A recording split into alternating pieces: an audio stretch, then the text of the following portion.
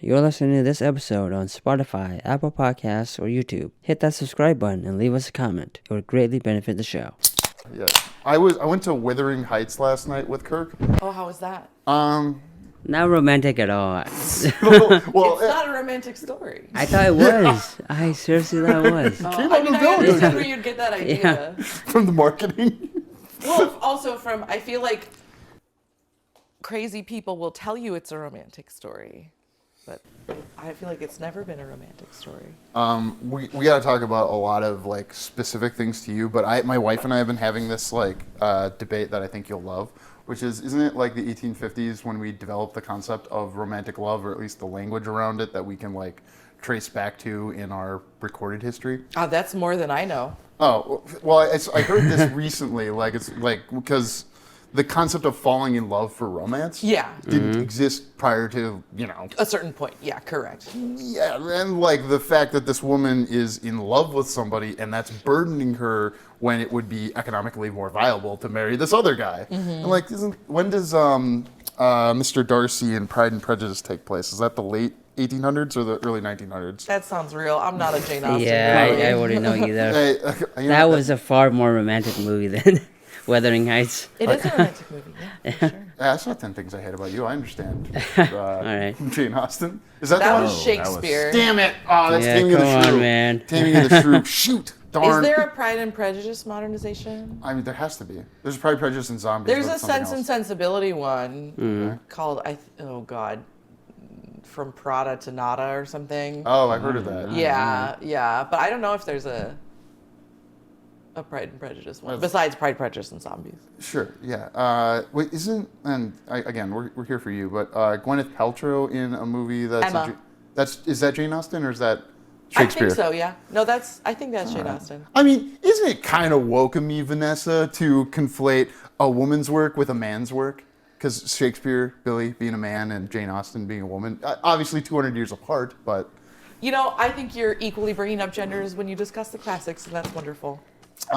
So last time you were on, you Well, announced... you want to introduce the show first?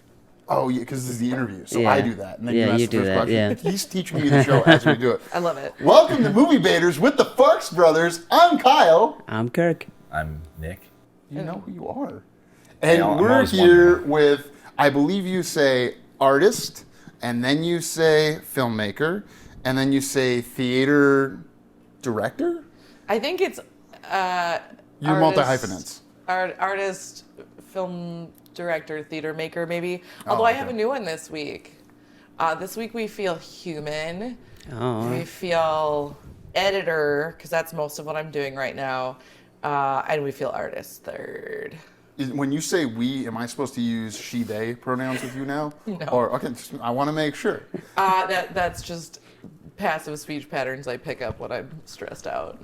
So we are feeling this way, by which I mean I'm feeling this way. Or occasionally, sometimes I'll do that when I mean you're feeling that way, but you'll probably be able to tell the difference. Okay. Are you familiar with Venom, the concept of, or the Spider-Man character? Okay, because he always goes, "We are Venom," and that's... I'm just like Venom. Yep. Okay, yeah, that works for me. So you released your 7th feature film at Twin Cities Film Festival. How was it? It was really wonderful. We sold out our first screening, so we got another one. We sold out that one. We were one of the only films that got to play at both theaters, which was really cool because they expanded to 2 theaters this year. And then we won the Bill Cooper Finest Minnesota Feature, or Best Minnesota Feature Award at the awards ceremony, which was crazy exciting. And we were really proud, really excited. We got really great audience feedback about... people laughed, they cried, they thought it was relatable. My actors got a lot of positive feedback, which was cool because I feel like I work with some actors that don't work as much in the wider community, and it was cool to see them get some really good attention from it. Justin Jones does need more attention. Poor Justin. Every movie that I put him in so far, he's just like a father figure who dies.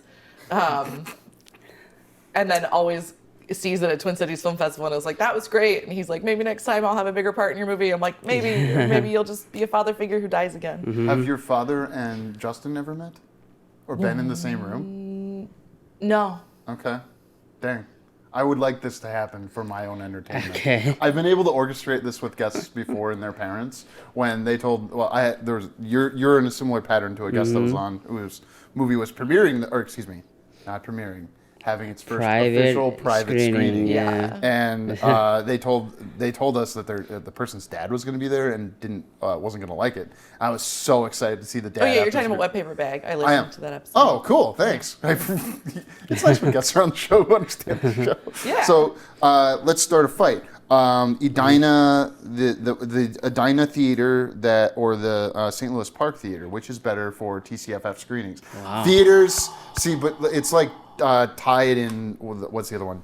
It's a D word.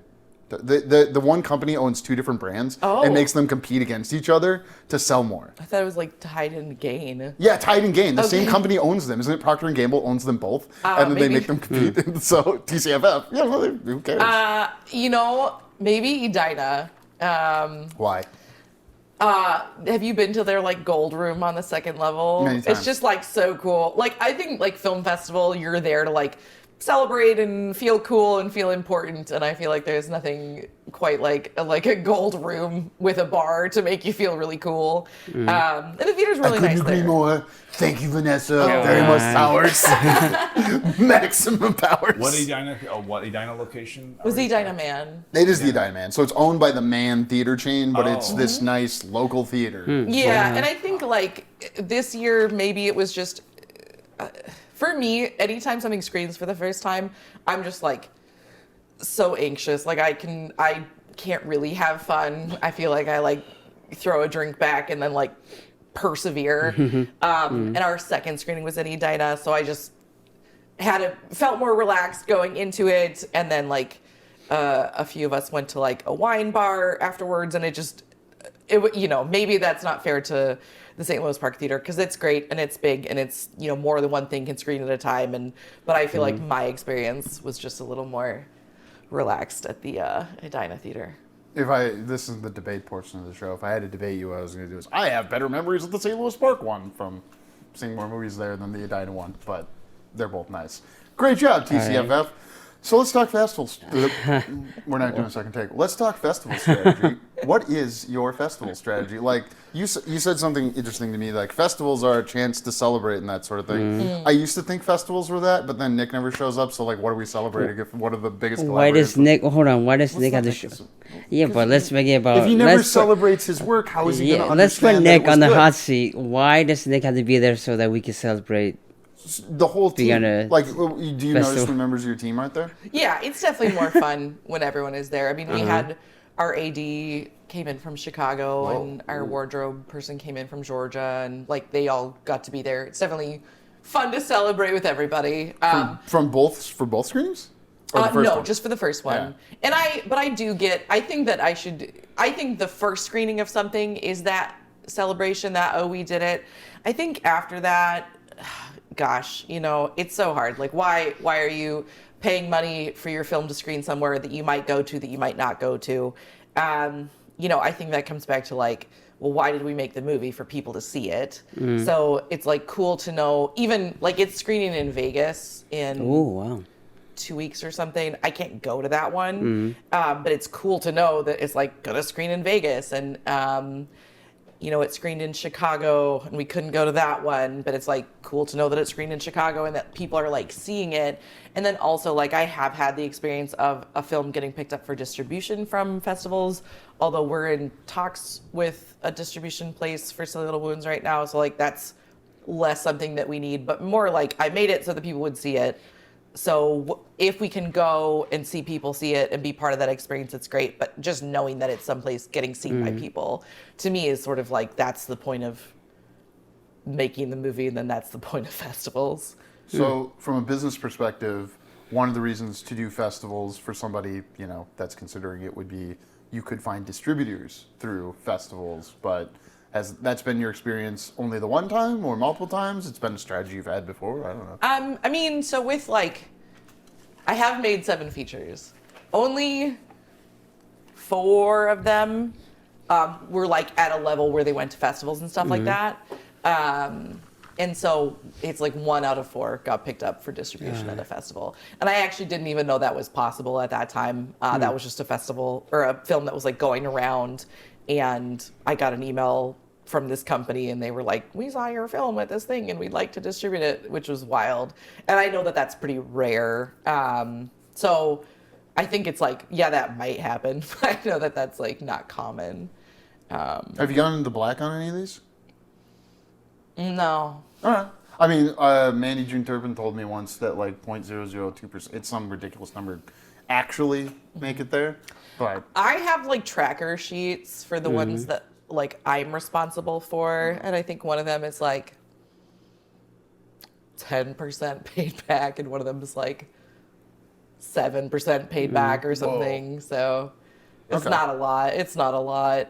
you're supposed to, somebody else told me once you're supposed to have like a 20, the guy who wrote and directed Apocalypse, if you ever heard of that movie. I did hear about that movie. Yeah, he said you're supposed to have a 25-year view on like Wow. from initial when it releases to when it will stop earning. Theoretically, the average is 25 years, and you're very young, so your movie hasn't been around for 25 years. The first one that got picked up. Yeah. Well, I mean, Keepsake, I don't think is gonna make it. That one's already been on Amazon for like 8 years. But Witch Might, that one had a crazy. So I get a check for that like every quarter. Whoa.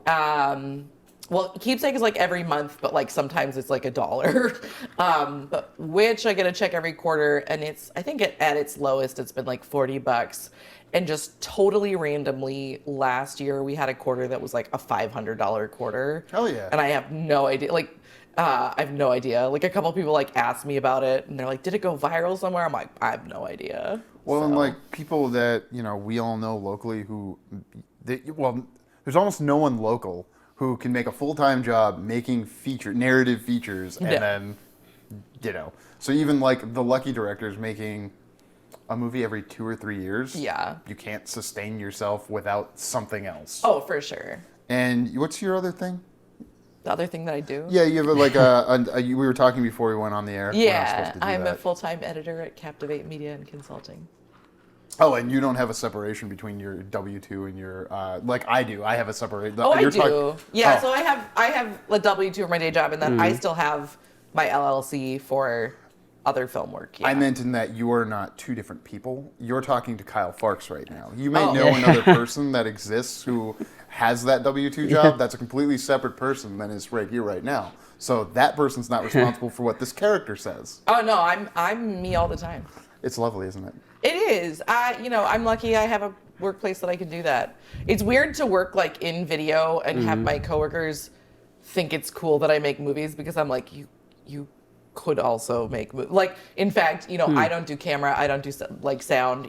I'm very like on the artistic side, and then the technical thing I do is editing. My coworkers are like honestly really great cinematographers, good gaffers.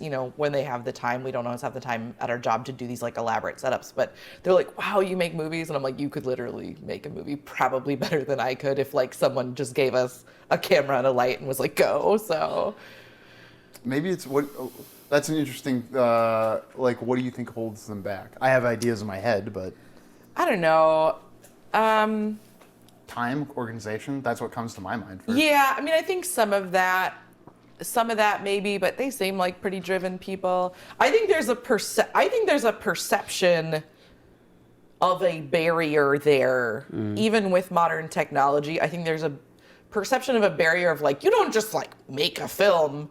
And most of the people I know who make films are people who just like, for whatever reason, stuck their hand through the mirror and it was permeable, That's the most salient metaphor for it, is sticking your hand through a mirror. Yeah. That's Alice in Wonderland, isn't it?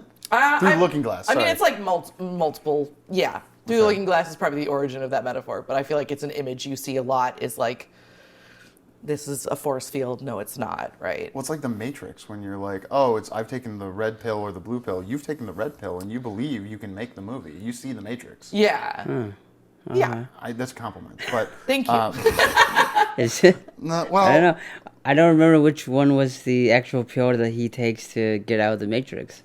It's Is it in the the blue red pill? Oh, I thought the red pill was a bad thing because Now of people, American politics. It's been hijacked, but in the movie it was a good thing. Oh, okay. It represented freeing your mind. They also didn't have black pills in there, so What?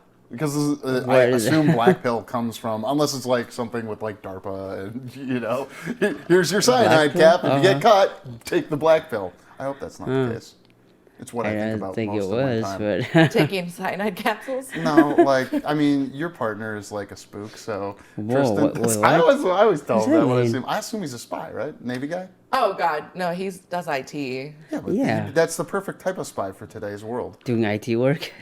Well, I wouldn't know. I mean, a lot of his stuff is classified. So Because he's a spy. he did say like, I'm trying to think of what it I'm was. calling you a spy. There was like a phrase. He's like, if I text you this, like, it's wow. over. Like the world is. I've forgotten what the phrase is. Bananas, coconut. All right. All right, and then just like, but yeah. What's are you guys like looking at another project after the one that's currently coming into the world? Yeah. An eighth feature, if you will. Yeah, so Aaron Pekka wrote a feature Whoa. called Breadcrumbs that's pretty excellent. We were just meeting about that yesterday, and we're working on trying to learn the business side and maybe get like actual investors for that one, with some help from Keely Kemp, who does work up north. Yeah. So that's what we're working on right now.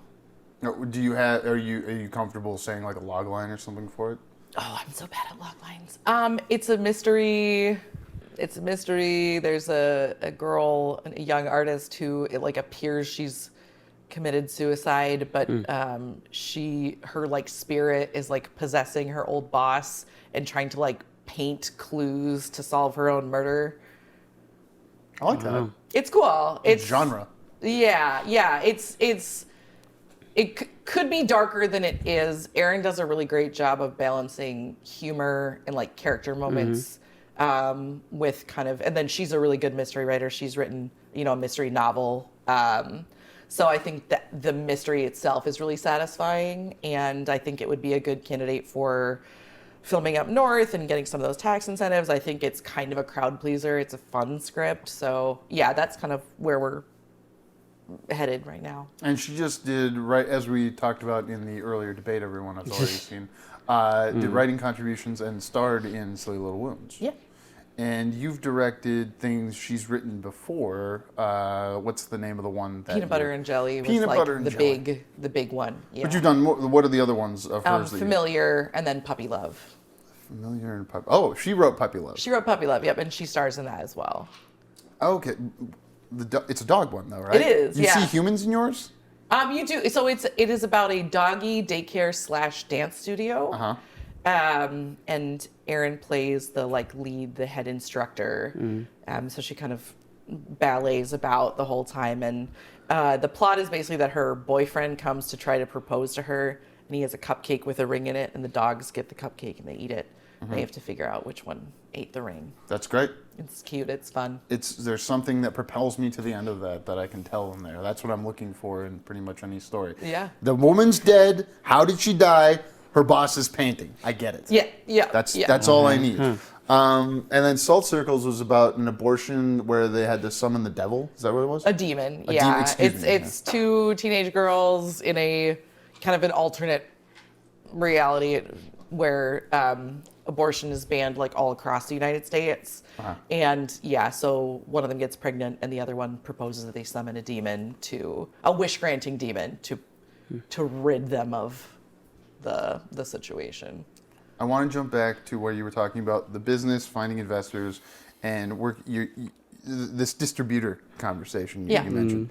And theoretically, this is coming out before you've made some sort of deal. So, what is helpful to you in this process? Because you're in this process. We know other people in this process. We want to get into this process when we're through some stages on something else. So, how would you define where you're at in the process, where you're trying to get to, and how you think you're going to get there? With distribution? Yeah. So I'm working with a company that helps you find a distributor. Okay. So all of our past projects, like I said, so one of them is self-distributed, one of them was picked up by a company at a film festival, and then Sins, and I was not part of this, so it's a little hard for me to speak to, but Tristan kind of cold emailed a bunch of places and saw like what he perceived the best deal to be. And we got in with a good distributor because we got in with Gravitas, but it hasn't been like awesome as far as the deal goes. They don't do very much for you besides just like being a big name. So I kind of had decided I didn't want to go that route. And I like my smaller distributor that I'm working with for Witch, but like I kind of wanted to see if Silly Little Wounds could do a little bit better. So at first I had reached out to like Mill Creek, and was like talking with them for a little bit, and then they just like stopped responding to emails, which was exactly what they did when we tried to do the same thing for Sins. So then, do you know Dave Ash? Are you like aware? Yeah. So Dave Ash, I was working on a project with him. He was like, oh, I work with these guys at Circus Road. So he did this introduction, and they basically are a company that like shops your film out to distributors for you. And because like the business side is where I have the least amount of experience, least amount of savvy, just like I would pay someone to do something I don't know how to do, like sound or like camera, I'm like, oh, I can pay someone to do this. So we've signed the contract. I've sent them like the deliverables, and they're kind of in the process of shopping the film out. And they do everything from streaming to like theatrical to like physical media, and so they're kind of going to see what the best deal they can get for us is, and their understanding of the best deal is far superior of my understanding of the best deal, and that's the step that we're at right now. What kind of deliverables did they ask for? Is it the same as like what festivals ask for? Poster, trailer, the movie? Yeah, similar. I had to send Blu-rays because they said physical media gets distributors' attention more than links. I did also send a link. A few stills, a poster, a trailer. You make Blu-rays? No, you have someone make them for you. I mean, I can make Blu-rays. I have, but honestly, it just stresses me out. Really? Don't you do it? I haven't in a long time. It's a pain. It's a pain in the ass, and like it can just fail because it's a technology that's sort of like going out of fashion, and then you just have to do it again. And not here, not with me. I love physical Cal's media. a big physical media What's the guy. last Blu-ray you bought? Because you were on that quest to buy all the Minnesota movies on disc or something. Find all of them. The last one I bought was probably a Minnesota one. I'm trying to remember which one. Fantastic. Maybe Lumber Baron. Lumber Baron. We just had the director of that on. Barry, do you know him? Barry Anderson, yeah. How do you guys know each other? We were on a panel together at TCFF once. Okay. And he's a friend of Jason's, and Jason Schumacher is like where I did my internship that made it possible for me to like be an editor professionally.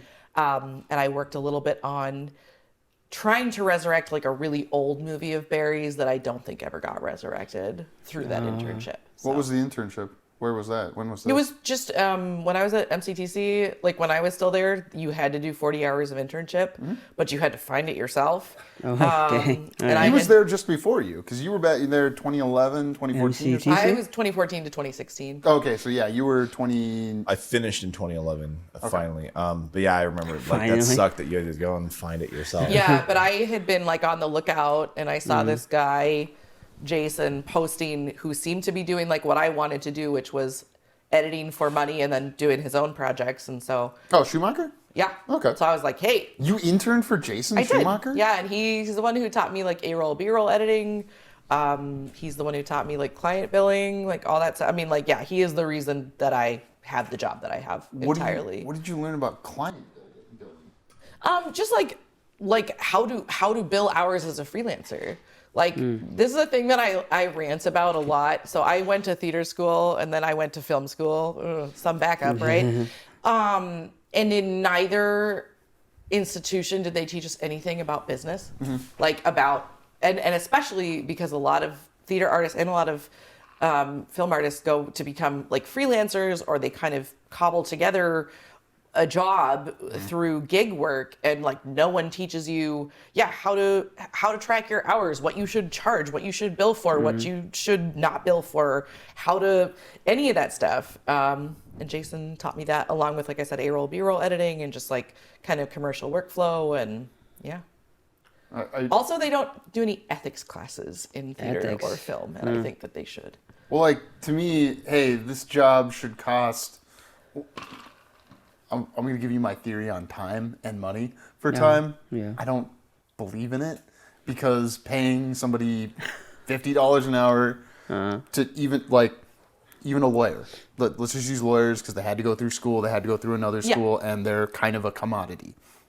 Sorry, lawyers, I know you're all very special and good, but one lawyer that's $50 is different than another lawyer that's $50. Correct. So and should they both be charging $50? Maybe not. No. But you have to, if you are that lawyer, know what you are comfortable charging and what is going to get you enough work to survive. I feel like what you have to learn is, and tell me if I'm wrong, because you guys have done this more than I have done this, two-dimensional thinking. Like, what should this cost, and how much time am I going to tell them I'm spending on it? And it might be that amount of time or not, right? Like, doesn't that exist? I tried not to do flat rate work. I did always do hourly work. So how much time I actually spent, did matter. But I remember, when I first started out, I was charging, $30 an hour or something, and I was subcontracting a lot of work through other people, and then it was a different friend of mine, Ben Myrick, who I remember just one time he's like, I'm gonna pay you $40 an hour, you need to charge more. And same thing, a couple years later, he's like, I'm gonna pay you $50 an hour, you need to start charging $50 an hour. And then he was the one who taught me about things like rush rates and that you should charge for the time you spend writing emails and So it's very what is this work worth and what can I justify doing it for? Because most people starting out in freelance will not be getting paid what they're worth and maybe will never even get to that level. By the time I stopped freelancing, I was charging $75 an hour, but I know people who I would say are less talented than I am who are charging $100 an hour, so. But a dumb client off the street doesn't know that. Yeah. Sorry, dumb clients, but you know what I'm talking about. How do you figure it out? How does what she's saying resonate with you, dear brother? I mean, that all makes sense. I feel a lot of that. I know the flat rate stuff. I have in my back pocket is if someone really wants a flat rate, I could figure out what this should cost. I'm still doing hourly in my head, kind of, I guess. I mean, I guess you can come at it from just what have you seen that cost from somewhere else and go by that versus here's how many hours it would take me. Here's the hourly rate I want. You can do it that way too. That's, I don't know. It's whatever works. And I think with flat rate, you have to start introducing things like, I will do one draft and one round of revisions and scope, then you're done. definitely, right? yeah, really versus define the scope. With an hourly project, it's kind of if they want to do 5 rounds of revisions, is it a pain in the ass? Sure, but they're paying you. Versus I think with flat rate, you have to be much firmer in the expectations you establish with the clients on what you will deliver for what they are paying. Well, and you also pay people for your independent work. So the negotiating you're doing with people that pay you for your independent work is also something you're doing when you negotiate with people, because you probably pay people flat rate sometimes, I would assume. Yeah, most of the time. Exactly.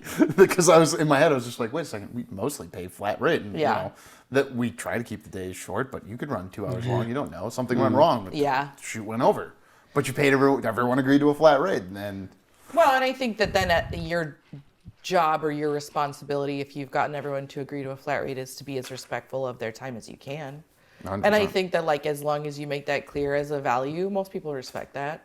And most people respect if something goes wrong and you go a little over, as long as you're making really clear that their time has value to you and you're treating it like it has value as much as you can. Young communist Michelob Lynch Ultra told me that do you know him? Yeah. Yeah. No, it's just a communist comment. How many people have you called? I thought you were going to be talking some historical textbook person. No, it's Mick Lynch. No, I just calling communist. him Mick Lynch. All right. Well, doth protest what? Well, when I say we're engaged in capitalism, Mick Lynch, when you and I exchange, and he's like, that's not really the same thing as what I'm talking about when I say capitalism. I just wanted to introduce into the conversation that there's economies and then there's economies of scale. Yeah, well, and I think money isn't the only way in a town that, and I know people hate this, but it's the facts. We are a mix of professional and hobbyist, and let's say prosumer, I know that's Is that semi-pro? Is that what's prosumer? I mean, it's a term they use for gear, but I feel like I would describe myself as prosumer because I work on things for money, but I also work on things for free. For me, I have like the 3 P's of like people, pay, project. And, when I first started out, like any of those was fine, like 1 out of 3, because I needed experience. And then you get to a point where you're hoping it's 2 out of 3. It's a project you like and people you like, or it's people you like and it's money, or it's a project you like and it's money. And, then like the golden triangle is like you do sometimes get projects that tick all 3 boxes. What's a project like that for you in recent memory, or one you feel like naming? Sins of the Father. Okay. I mean, I got paid for that. Oh, yeah. It was people I cared about, and it was a project I was excited about. I didn't get paid enough for it, but like nobody did. And I think that's the other thing is like there's a big difference when you're paying everybody like stipend or like flat rate or whatever you want to call it, and like, and then I get a day rate of $500. No one's doing that, or they shouldn't be. So, and then I think sometimes I get that in my day job.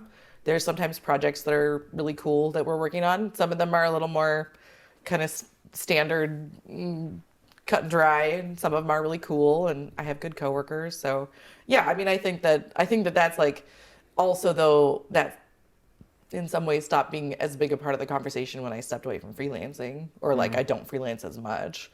So now that pay is sort of like I'm not paying my bills freelancing, I'm like 2 P's is great. People and projects, that's like what I have to worry about. And if they want to throw me $100, that's great. But it's less of a concern, or it's less of a motivation to do it. And then there's like a 4th P that I'm flirting with, that I would call like philosophy. Whoa. And that's like how they're treating their people. Like I learned when I AD'd, I used to AD like a lot.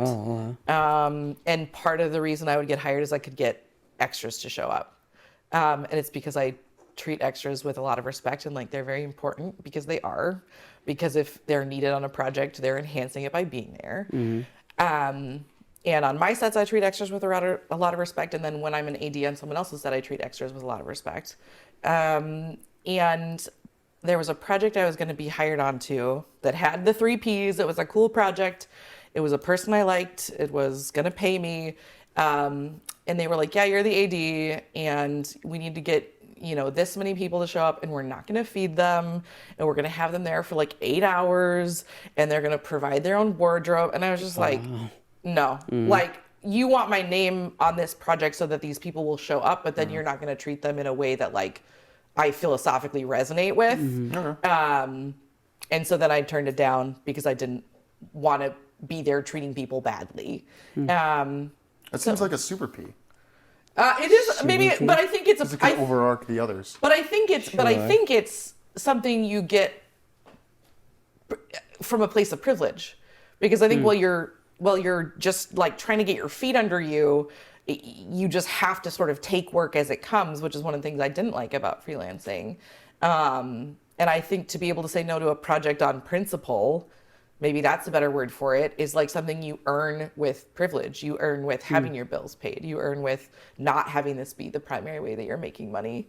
Because I think that like there were also times when I was freelancing that I said yes to projects that like I wasn't jazzed about, or I didn't agree with the way they were running things, or I didn't whatever. And it's like, well, I need the paycheck. So Yeah. Everyone does who doesn't have fuck you money. Yeah. Because you want enough money to say fuck you, and then if you're asked to do something you don't want to do. Because like I'm asked to do things that... That's not how I would define fuck you money, but I understand that as a definition of fuck you money. Wait, how do you understand fuck you money? Like $1 million fucking dollars. Yeah, what's fuck you money? No, it's not. But like, I feel like for $1 million, I could be like, fuck you. I feel like the, in the year I make doesn't feel like fuck you money. Okay. It's great. It's stability that I never have had before in my life. And you're working in the arts. And it's enough. It's enough. And it's enough to do projects on the side and all that. But like, I don't. That doesn't feel like fuck you money. Just because I can say no to things doesn't feel like I can say fuck you to things. Yeah, that's fair. Yeah, no, I don't really know anyone in the Twin Cities who can say an absolute fuck you.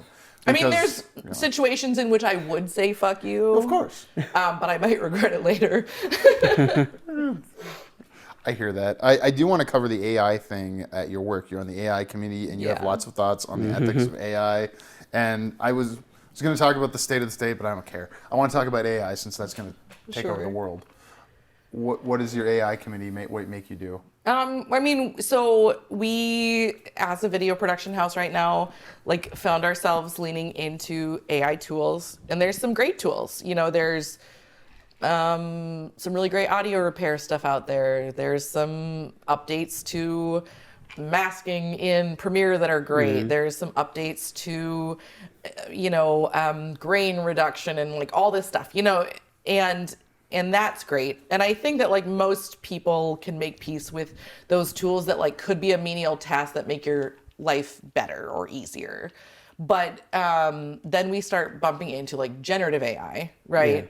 And part of it is like we work with schools and nonprofits, so we work with minors. And so like if we're doing a voice repair, that's one of the things we have to do sometimes because the hallway was loud or somebody misspoke or something. And it's like this program that we were using to do voice clone was not a closed loop. It was like, oh, you can use this blah blah blah, but we're gonna like your data may or may not be sold to like third party whatever. And we have like children's like minors voices that all of a sudden we realized we're not having control over where that data goes. Right. And there was another site we were using that did have a closed loop, but they were like, if you're doing anything with anyone under 11, like you need express written permission. If we find out you don't, we'll kick you off the site. And so just like we did this kind of deep dive on like privacy policies, really was a huge thing for us because we work with minors, and did a deep dive on some of like the racism that's pretty baked into AI, because when we do things like voice repair, if we're cloning someone's voice who has an accent, it'll standardize their voice. They'll sound more white, right?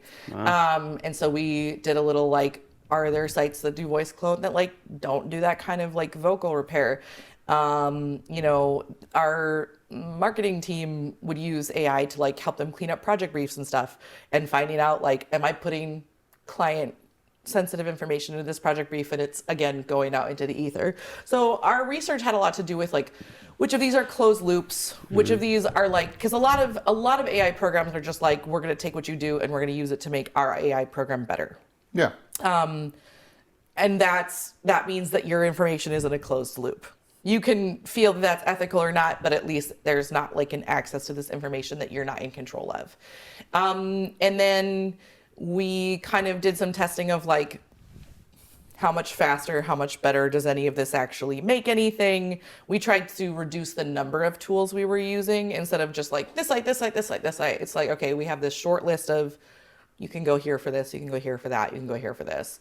And then, I mean, the one that I'm so stuck on all the time and like really haven't found much hopeful fixable about is like the environmental impact. Don't worry, we'll run out of water before we run out of energy. You really think so? I was talking to. It is, but it is a water impact. That's exactly what it is. Yeah. Well, it's not. We're gonna have enough energy. I've been talking to some electrical engineer. I was talking to my electrical engineer friend today. It's like he works for an electricity company, and they're building data centers. But it's the water they're using to cool the data centers. Yeah. We'll have terrible. power, but we won't have water. No, yeah. And so that's like a thing that me and some of my coworkers get stuck on that we haven't found a solution to or like answer to that we're satisfied with. There are a couple of companies that are using recycled water to do their cooling, which is marginally better. But yeah, it's just a thing that has become very prevalent very quickly. And my boss is a really thoughtful person. He talked to us all and like,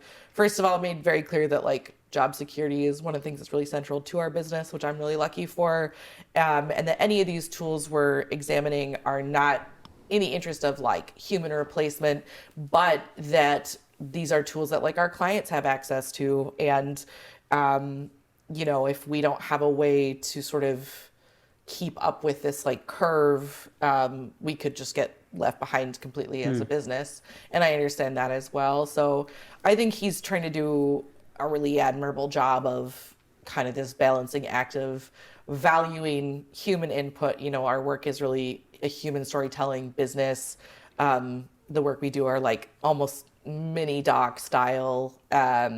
So like the human element is super important, but then yeah, that also you kind of have to, you can't just ignore these technological trends as they come up, because no one else will be, right? So yeah, it's been interesting. It's been good because I think it's allowed me to be really informed about it, but sometimes it's pretty depressing, and then sometimes it's like, oh my God, when will the AI bubble burst? And then sometimes like it's, oh God, it never will. And yeah, it's really, it's very interesting to think about. I mean, I'm sure it's going to burst soon. They're bleeding money. I don't know if OpenAI is making any money. Well, I'm not doing so AI. well, I'm worried about what happens to our country when that happens. The And like, what if our bubble bursting bubble AI? bursts and China, because they have better control over their economy, doesn't, you know? And we go into a tailspin. Well, let's be So- fair. Is China making money on their AI right now? I don't know if they are. Well, that's one of the things is Yeah. like AI is not making very much money anywhere. Yeah. If you listen to your music on YouTube, which I do, there's a lot of like very desperate ads being like, AI is great, AI is so great. If you tried AI can do anything, please. So yeah, I mean, I think it'll be interesting. See what happens. And the other thing is that AI like literally just makes people stupid, and we do not need to be stupider collectively. Weren't I we hear already that. dumb because of the internet and the phones? We don't need to be dumber. We don't need to be dumber. You think it's going to Dumber. make us exponentially dumber It than is, Yeah. it is making us exponentially dumber. It is. There is like already studies that it is making Gen Z people is dumber than stupider. millennials, It's making supposedly. people not able to think for themselves. It's making people not be able to be creative. It's making people not refine skills by repetition. Like even this AI that I'm kind of excusing because I hate editing audio, right? That's here. smoothing my fucking brain, right? Because those repetitive tasks that we do over and over again, we refine our skills for. That is keeping the brain wrinkly. That is keeping the synapses firing. So like it is making us stupider, objectively and quickly making us stupider. I started brushing my teeth with the opposite hand to What? form new synapse paths. in Look my- at you. That's Yeah. one of the 10 Bravo. things I read you could do. I think I sent you this list of 10 things. Did you? What was one of the other ones? Yeah. I can't remember it because Go I'm on. dumber because of the AI. It was. I genuinely. I think it remember was. one of them? I was walking on grass barefoot, but I'm. Walking I'll on do that in the grass. summer. I'm not going to do it right now. Is that inspired by obviously. Die Hard? Just go out and do Yeah. some like ice skating on your driveway in your bare feet. Yeah. No, but there's. You've heard. You seem like someone that's heard of this. Putting your feet on grass is called grounding, and for whatever reason, you've never heard this. I was No. about to ask if you meant grounding. Yeah, I have a grounding. grounding Oh, mat. not like a Die Hard You've thing heard of where this? they got his shoes You're off. so stuck. No, I have a grounding blanket and a grounding He's not mat. saying to walk on glass. No, I said no, Grass. no. I'm saying like in Die Hard. No, because in Die Hard, Yeah, you take your shoes off and you yeah, you feel the carpet, or whatever, when you got feel off the a carpet plane. with your Yeah. toes. I mean, similar. Yes, similar. I think it doesn't have to be like Earth though. Like Yeah, it has to be. I mean, in the look at movie, you like you're a doctor. well, no, in the movie it says that it will like help calm him. It's a similar concept. I think In Die Hard. Yeah, that's why he takes his shoes Yeah. off. Is there's the guy on the plane who's like, if you're nervous, take yeah, your take shoes your off shoes and off. feel the. Yeah, That's right. that's how they get thank his you. shoes off during the That's movie. why he's not wearing Yeah. shoes as he tries to like counter espionage the building. I thought it was just. I can't. I haven't remembered Die Hard though. They I'm just really thought bad. Bruce Willis That's had really why I beautiful asked, toes. is it inspired by Die Hard? Because they're trying to get you take off your shoes and touch some grass. Should touch grass. What do you think? We blew past the time, but I still want to ask. Where do you think we're Don't at with call the state that of the out. state? Of Minnesota. Yeah, like in 1 year from now, let's say we were sitting down like this in February of 2027. Well, I was What do you like, hope no happens? one's been murdered in the last 2 weeks. That's nice. At least, sorry, no one's been publicly murdered. Yeah. No, there was a murder in Brooklyn Center yesterday. Sorry, not related to ICE. That was. The authoritarian state hasn't killed sorry, people in the streets. no one has been executed by the government publicly Jeez, in a public space in the last 2 weeks. Where historical isn't murder, I'm told. So I don't know. I mean, Are you working on this new festival, North Star Film Festival? yeah. What are you doing for it? Tell of a pivot. Oh, I mean, Oh, you're making things. I'm making for it. things, and they're gonna call Oxford Comma a sponsor because I donated $250. Oh, is that? Ooh, nice. Oh man, that's all we have to donate to get in. Yeah. Maybe, I don't know. Movie Yeah, baiters leave that might out. be making some you donations. want to movie bait something? You Yeah. want to fucking movie bait something? Who's ever the fuck watching this? When Z-Fest Or was like listening. crashing and burning, I was like, they should have told people that they were hurting for money. I really bet people would donate to keep around this festival that they care about. And like then North Star opens up and they're like, hey, we could use donations. $850 is all that has been donated to them.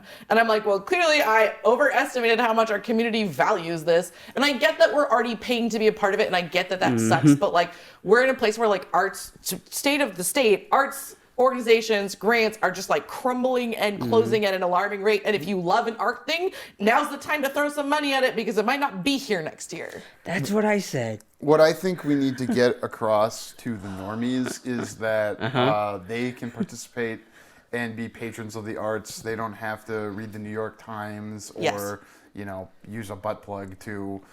Those are the two things. Butt plug. To be patrons of the arts. How does that make you a patron of the arts? Yeah, butt I plug. mean, there's artisans that make the butt plugs. I'm Sure. Go to moviebaiters/butt plugs to get your Okay, butt so plug. you know what? But that's a really good point because my husband's family, my mother-in-law, I love her. She comes to everything that I do. She comes. I touch my microphone. I'm so sorry, Kirk. No worries. Comes to my movies, comes to my plays, comes to everything. But the rest of his family like regularly goes to see things at the Guthrie, but like has never come to something that I have done. Okay, in-laws, you're hearing it now. Calling you out. But it's because of that. It's because the New York Times, the Guthrie, the this, the that, and like community theater, Z-Fest. Because like my parents come to Z-Fest. My parents love Z-Fest. They love short films. Going to Z-Fest made them start looking up the Oscar short films every year because they're like, wow, short films are so cool, right? But people, there again, it's like the mirror thing for normies. Is like I can go to the Guthrie, but I can't go to that independent film. And then also like in the times that I have screened at like a festival locally, and like my actors or whatever have gotten like their parents or their families to come. I remember like when we screened Sins, one of our actors' parents was just like, this was a real movie, and it was like, yep. We sure do be out here making real movies, Yeah. but there's again, and I feel like a disconnect in perception. Well, that's why you're on this podcast, I'd like to think. Because I think if people's parents came to Z-Fest, they would like Z-Fest. Send this to your parents. North Star Film Festival. Bring your parents. Bring kids. Sponsored we really by, need kids yeah. and sponsors. Good looking out, Joey. And go see community theater, and if somebody's stupid film is screening, go see their stupid film. You'll go see stupid Hollywood films. Go see the stupid film that was made here. Yeah, that's fair. Well, because I know they're not all good. But I mean that with love. I have purchased as many of them as I can, and I am like watching them. I watched Uncontained the other night. That was shot here. Uncontained. Who made that? huh? Morley Nelson. Cool. Great. Yeah. Come on the show, Morley. And but like people will show up for the Minecraft movie, for Five Nights at Freddy's 2, and they won't go to like whoever, whatever, Because it's brand. Yeah. That's why we're creating a brand. Like the Farx brand within JK. It's this thing that it's mostly males between the ages of 25 and 44. But hey, it's All somebody. right. my favorite demographic. Yeah. 25 to 44. But yeah, I think there's a disconnect. And I think people don't understand, no matter how many times you say it, I think they don't understand how much it means, like, and how much it can change things You mean so much to us. Please come. to show up. Yeah. Show Yeah, up. come to North Star Film Festival, please. Well, Sponsored I by. also know a lot of artists who, like, their parents just have never come to, like, anything they've done or supported anything That's why they they've became done. artists. Those are the. No, I became an artist because my parents have showed up to everything I've done for my entire life. That's beautiful. All right, yeah, we can clip that out. Say it to Vanessa's parents. She'll love that. Yeah. They know. They were on the red carpet with me at the Twin Cities Film Festival. I was getting interviewed, and I said something about my mom, and they like made my parents come onto the red carpet with me. Oh, nice. Yeah. It's the way it should be. It is. It's great. Well, our last question of the night, because Kyle keeps looking at me, is who would Don't you... put my towels away. When I pull my ear, that means this balloons are supposed to It drop. means fucking get on with it. Where the fuck are the balloons? Who would you recommend we reach out to be on this podcast? Josh Sibley. Josh Shipley. I know that name. Well, my hope is, so he did a feature the same year we did Silly Little Wounds called Naked Shakespeare. And the last I heard, it's almost done. Greg Borman worked on it. And Okay. I worked on it. And Joey Ford is in it. And Jack Jackson, what's his butt, is in it. Jack Jackson? Swagger? Yes. Swagger Jack. Swagger Jack is in it. And Jacoby is in it. Oh, wow. And Luke, what's his butt, is in it. Oh, Luke who moved to the West Coast. Yeah. I know who you talk. Tall guy, Langfield. Yeah. Hi, Luke. Wow. And it is my hope that he will finish his movie and you can watch it and you can have him on here and he can talk about it. Okay, Josh. Also, Abby Lowenstein. Oh yeah, we'd love to have Abby on. I wasn't supposed to say this because I'm glad this is Okay. coming at the end. For some reason, I didn't know what her voice sounded like, so I was confused in your movie. I was like, "That's what her voice sounds like? I've seen her in movies. That's not what Yeah, her voice sounds apparently like." he thought you directed her to have an accent. Yeah, I thought you in the directed movie. her to have an accent. I was like, "Why is she putting on a Minnesota accent?" Oh no, that's so funny because I remember distinctly like standing in line with her somewhere and she's like, "I don't think I have that much of a Minnesota accent," and I was like, Yeah. "Girl, she has a strong Minnesota accent. I love her, but it is like real talk." Sorry, Abby. I was just very confused. She knows. She knows. She knows. All right. Love you and your accent, girl. Well, thank you, Vanessa, for joining us. We'll catch you next time. Have a good night. Thank you for listening. For more JK Productions, find us on Instagram at JK Productions Team and on Facebook, JK Productions MN. Join us next time for another debate.